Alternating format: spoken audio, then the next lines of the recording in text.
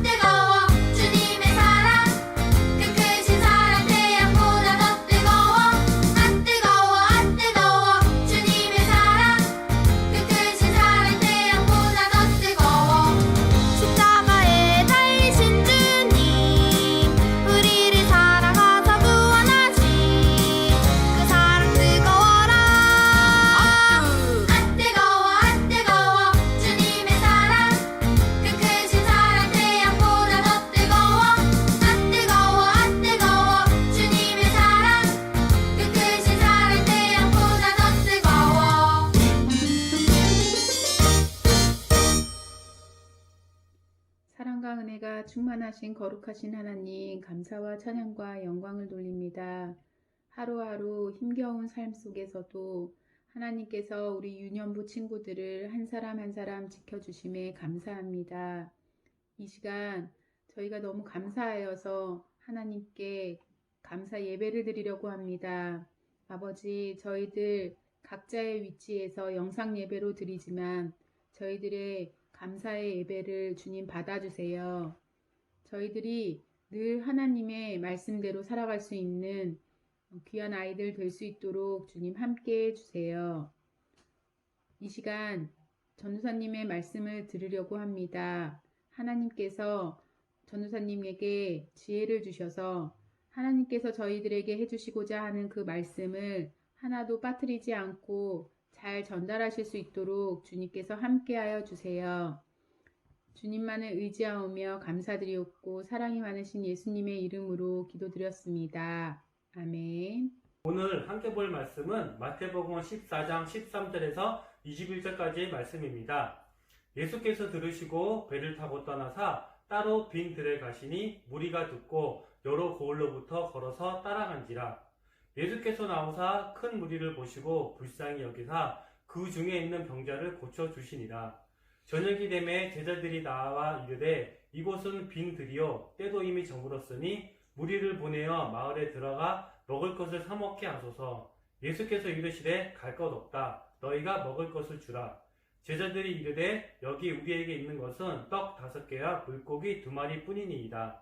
이르시되 그것을 내게 가져오라 하시고 무리를 명하여 잔디 위에 앉히시고 떡 5개와 물고기 2마리를 가지사 하늘을 우러러 축사하시고 떡을 떼어 제자들에게 주시매 제자들이 무리에게 주니 다 배불리 먹고 남은 조각을 12바구니에 차게 거두었으며 먹은 사람은 여자와 어린이 외에 5,000명이나 되었더라.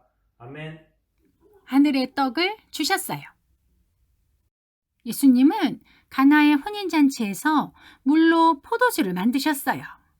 이 처음 표적을 보고 제자들은 예수님이 우리를 구원하시려고 이 땅에 오신 하나님의 아들이심을 믿게 되었어요. 예수님은 사람들에게 하나님과 하나님 나라에 대해 가르치셨고 사람들의 병을 고쳐주셨기에 예수님이 가시는 곳에는 많은 사람들이 모여들었어요. 그래서 예수님은 한적한 곳으로 가시려고 제자들과 함께 배를 타고 갈릴리 바다 건너편으로 가셨어요. 하지만 그곳엔 이미 많은 사람들이 모여 예수님을 기다리고 있었어요. 예수님은 모여든 사람들을 보시고 목자 없는 양떼처럼 불쌍히 여기셨어요. 그래서 아픈 사람들의 병을 고쳐주셨어요. 예수님은 피곤하셨지만 간절함을 갖고 모여든 사람들을 긍휼히 여기시며 그들의 필요를 채워주셨어요. 시간이 지나 저녁이 되었어요. 한 제자가 예수님께 나와 날이 저물었으니 무리를 보내어 마을에 들어가 먹을 것을 사 먹도록 하자고 말했어요. 갈 것 없다. 너희가 먹을 것을 주라. 예수님은 이 많은 사람들이 마을로 돌아가다가 배고픔 때문에 너무 지쳐 쓰러질까봐 걱정하셨고 그들을 배불리 먹이고 싶어 하셨던 거예요. 예수님의 말씀을 듣고 제자 빌립이 말했어요. 이 사람들에게 떡을 다 주려면 200데나리온도 부족합니다. 데나리온은 하루 품삯이기 때문에 200데나리온은 200일을 일해야 받을 수 있는 돈이었어요. 상당히 큰 돈이에요. 제자 안드레가 한 어린아이와 그의 도시락을 가지고 와서 말합니다. 여기 보리떡 5개와 물고기 2마리가 있습니다. 그러나 이 많은 사람에게 무슨 소용이 있겠습니까? 보리떡 5개와 물고기 2마리. 우리는 이것을 오병이어라고 부릅니다. 예수님은 제자들에게 사람들을 풀밭에 앉히라고 하셨어요. 풀밭에 앉아있는 사람들은 모두 몇 명일까요? 마태복음 14장 21절을 보면 여자와 어린이 외에 5,000명이라고 기록하고 있습니다. 즉, 여자와 어린아이를 제외한 남자의 수만 5,000명이나 되었다는 말입니다. 그렇다면 여자와 어린아이를 포함한다면 적어도 2만 명 정도는 되었을 것입니다. 예수님은 어린 소년이 가지고 있던 보리떡 5개와 물고기 2마리를 가지고 하늘을 우러러 보시며 축사하셨어요. 축사는 하나님께 드리는 감사와 찬양의 기도를 뜻하는데 아마도 예수님은 모인 사람들을 축복하며 하나님께 감사의 기도를 드린 것 같습니다. 예수님은 하늘을 우러러 축사하신 후 떡과 물고기를 떼어 제자들에게 나눠주며 풀밭에 앉아있는 사람들에게 원하는 대로 나눠주라고 하셨어요. 사람들은 제자들에게 손을 내밀며 보리떡과 물고기를 받아갔어요. 1사람, 2사람, 10사람, 20사람. 아직도 보리떡과 물고기가 있네요.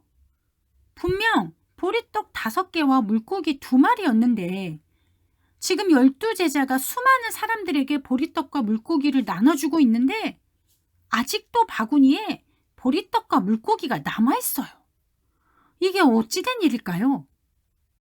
마태복음 14장 20절을 보면 다 배불리 먹고 남은 조각을 12바구니에 차게 거두었다고 기록되어 있습니다. 자세히 보세요. 다 배불리 먹고. 풀밭에 앉아있던 사람들이 남자만 5,000명이었는데 여자와 어린아이를 포함하면 2만 명 정도는 됐을 텐데 그 많은 사람이 다 원하는 대로 다 배불리 먹었다고 되어 있습니다. 이젠 배가 불러 더 이상 먹을 수가 없어서 먹다 남은 조각들을 모았더니 12바구니에 가득 차도록 거뒀다는 것입니다. 분명 보리떡 5개와 물고기 2마리 뿐이었는데 한두 사람이 배불리 먹을 수 있는 정도의 도시락이었는데 5,000명이 배불리 먹고 남은 것이 12광줄이나 되었다는 것입니다. 이게 정말 가능한 일일까요? 어떻게 이런 일이 일어날 수 있을까요? 도대체 예수님이 누구시기에 이런 일을 행하실 수 있는 걸까요? 요한복음 6장 14절을 보면 사람들이 예수께서 보리떡 5개와 물고기 2마리로 5,000명을 먹이신 이 표적을 보고 예수님이 우리를 구원하시려고 하나님이 보내신 구원자이심을 알게 되었다고 기록하고 있습니다. 예수님은 가나의 혼인잔치에서 물로 포도주를 만드셨고 보리떡 5개와 물고기 2마리로 남자만 5천 명을 배불리 먹이셨어요. 예수님은 어떻게 이런 기적을 행하실 수 있나요? 예수님은 하나님이 우리를 구원하시려고 보내신 하나님의 아들이기 때문입니다. 예수님이 우리의 구원자이시기 때문입니다. 다음 날 예수님이 말씀하셨어요. 나는 생명의 떡이니 내게 오는 자는 결코 줄이지 아니할 터이요 나를 믿는 자는 영원히 목마르지 아니하리라. 예수님은 우리의 필요를 채워주십니다. 배가 고픈 사람들에게 떡을 주셨고 병든 자에게는 병을 고쳐주셨으며 하나님과 하나님 나라에 대해 가르쳐 주셨어요. 예수님은 죄에 묶여 사망 가운데 있는 우리를 구원하시려고 우리의 죄를 짊어지고 우리 대신 십자가에서 죽으심으로 우리의 죄를 깨끗하게 하셨어요. 우리를 죄로부터 구원하신 것입니다. 그래서 예수님은 우리에게 생명을 주시는 생명의 떡인 것입니다. 예수님은 보리떡 5개와 물고기 2마리로 남자만 5천 명을 먹이셨어요. 어떻게 이런 일이 가능할까요? 예수님이 우리를 구원하시려고 하나님이 보내신 하나님의 아들이기 때문입니다. 예수님이 우리에게 생명을 주시는 생명의 떡이기 때문입니다. 예수님이 어떻게 우리에게 생명을 주셨나요? 예수님이 우리의 죄를 짊어지고 우리 대신 십자가에서 죽으심으로 우리의 죄를 깨끗하게 하셨어요. 누구든지 예수님을 믿는 자는 죄로부터 구원을 받아 하나님의 자녀가 되어 저 천국에서 영원한 생명을 누리게 됩니다. 예수님은 보리떡 5개와 물고기 2마리로 5천 명을 먹이셨어요. 그런데 이 표적은 한 소년이 자신의 도시락을 예수님께 드렸을 때 시작되었습니다. 사실 남자만 5천 명, 여자와 어린아이까지 포함하며 2만 명이나 되는 사람들에게 이 오병이어는 너무나도 작은 것입니다. 그러나 이 작은 도시락이 예수님의 손에 들렸을 때 놀라운 일이 일어난 것입니다. 우리들도 마찬가지입니다. 비록 가진 것이 적어도 우리가 믿음으로 우리의 가진 것을 예수님께 드릴 때 예수님은 기뻐 받아주실 것이고 또 크게 사용하실 것입니다. 우리가 선교 저금통으로 모금한 헌금이 73만 3,670원이나 됩니다. 하나님이 이 헌금을 크게 사용하셔서 캄보디아 시엠립 어린이들의 미래를 변화시켜 주실 것이라고 믿습니다. 우리 유년부 친구들이 주일에는 먼저 예배드리고 하루에 잠깐이라도 매일 기도하고 한 장이라도 매일 성경을 읽었으면 합니다. 사람들 앞에서 나는 예수님을 믿는다고 인정했으면 합니다. 비록 큰 것은 아니지만 하나님이 정말 기쁘게 받으실 것이고 이 믿음을 크게 사용하실 것입니다. 오병이어로 5천 명을 먹이신 예수님은 우리를 구원하시려고 하나님이 보내신 하나님의 아들이십니다. 우리 유년부 친구들은 이 예수님을 믿고 영원한 생명을 얻으시길 축복합니다. 두 손 모아 기도합시다.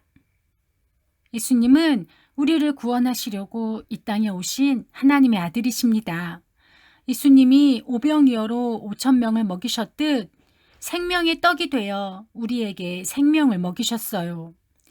예수님이 우리의 죄를 짊어지고 우리 대신 십자가에서 죽으셨음을 믿사오니 우리의 모든 죄를 깨끗하게 하시고 우리를 죄로부터 구원하소서.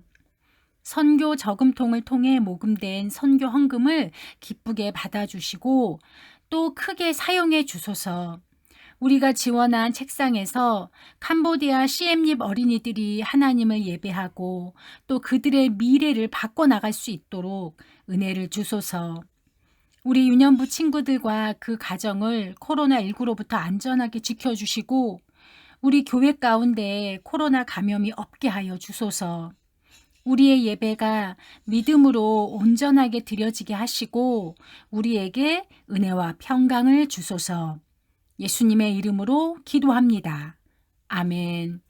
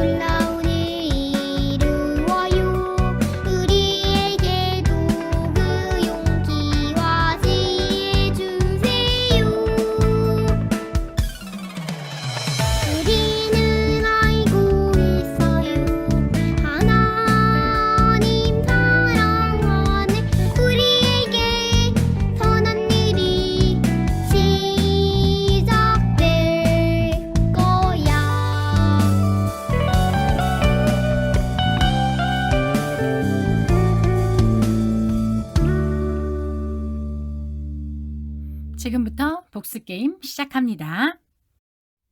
오늘은 신약 2권 8과 말씀을 배웠는데 화면의 문제를 보고 빈칸에 들어갈 단어를 맞춰주시면 됩니다. 그럼 첫 번째 문제 나갑니다. 예수님을 보려고 수많은 사람들이 모여들었죠. 예수님이 그 사람들에게 먹을 것을 주라고 말씀하셨을 때 제자 빌립이 땡땡 데나리온의 떡도 부족합니다 라고 대답했어요. 얼마인가요? 초성 힌트 100보다 많고 300보다 적어요. 알겠지요? 숫자 셉니다. 하나, 둘, 셋. 200 데나리온입니다. 두 번째 문제입니다.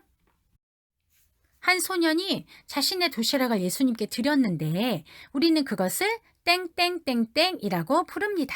무엇일까요? 초성 힌트 보리떡 5개, 물고기 2마리를 한자로 표현한 것입니다. 기억났나요? 숫자 셉니다. 하나, 둘, 셋. 오병이어입니다.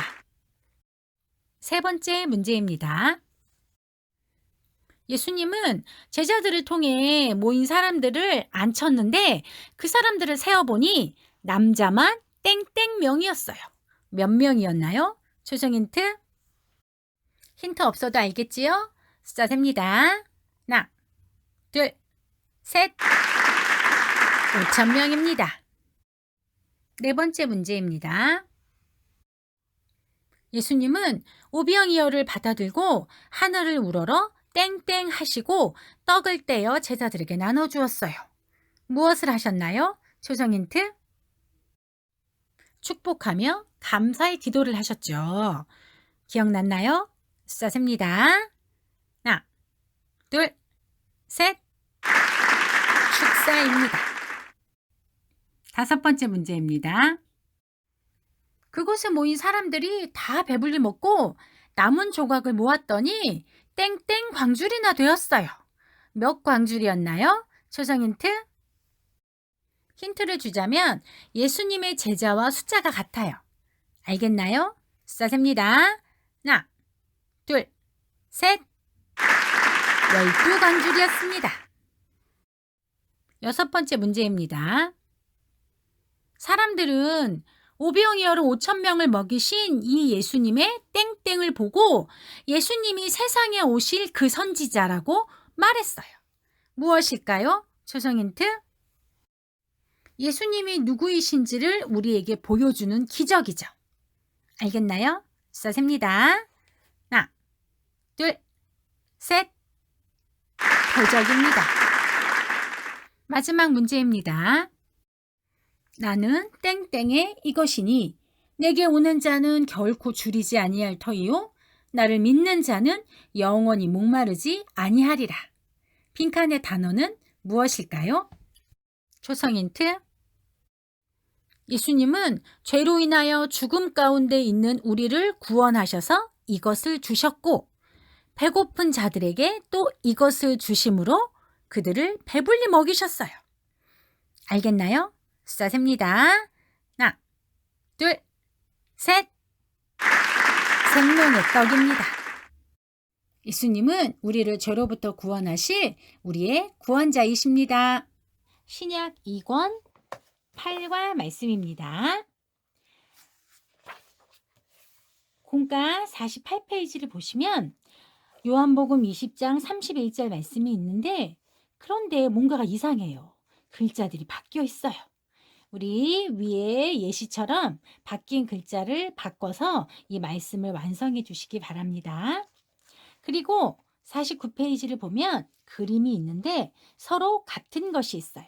같은 그림을 찾아주시고 그 써있는 글자를 해당 빈칸에 채워서 요한복음 6장 35절 말씀을 완성해 주시면 됩니다. 우리 친구들 한 주간도 건강하게 잘 지냈다가 다음 주에도 예배의 자리에서 만납시다. 꼭 우리 그때까지 모두 안녕.